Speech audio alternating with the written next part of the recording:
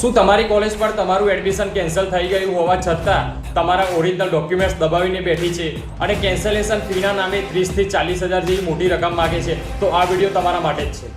તાજેતરમાં જ અમદાવાદની એક નર્સિંગ કોલેજના 2 વિદ્યાર્થીનીઓની મને એક ફરિયાદ આવી હતી કે તેમને એક સંસ્થામાંથી એડમિશન રદ કરાવ્યું હતું, પરંતુ ત્યાંથી તેમના ઓરિજિનલ ડોક્યુમેન્ટ્સ હજુ સુધી પરત કરવામાં નથી આવ્યા. 6 મહિના થઈ ગયા એડમિશન કેન્સલ કરાય, પણ તે લોકો ડોક્યુમેન્ટ્સ આપવાનું ના પાડે છે અને એમ કહે છે કે તમે કેન્સલેશન ફીના 35,000 ભરશો તો જ તમને તમારા ડોક્યુમેન્ટ્સ મળશે અને તમારું એડમિશન કેન્સલ થશે. આ બાબતથી અમને જાણ થતાં હું અને મારા એડવોકેટ મિત્ર યુવરાજભાઈ સુતરિયા અને અમારા સાથી મિત્રો એ સંસ્થામાં પહોંચ્યા હતા. તે સમયે અમારી સાથે બંને સ્ટુડન્ટ્સ પણ હાજર હતા.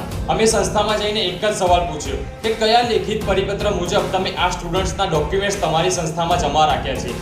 તો ત્યાંથી અમને કોઈ જવાબ જ ના આપ્યો. એમને જસ્ટ અમને એટલું જ કહ્યું કે તમે આવ્યા છો તો અમે તમારા ડોક્યુમેન્ટ્સ પરત કરી દઈશું. પછી અમે તેમને બીજો સવાલ કર્યો કે એડમિશન કેન્સલને 6 મહિના થઈ ગયા હોવા છતાં હજુ સુધી આ સ્ટુડન્ટ્સના ડોક્યુમેન્ટ તમારી સંસ્થામાં કેમ જમા છે? તો તેમને એ સવાલનો કોઈ જવાબ જ ના આપ્યો. પછી મેં એમને બીજો સવાલ કર્યો કે તમે આ લોકો પાસેથી કેન્સલેશન ફી માટે 35,000 માંગતા હતા, શું તે સત્ય છે?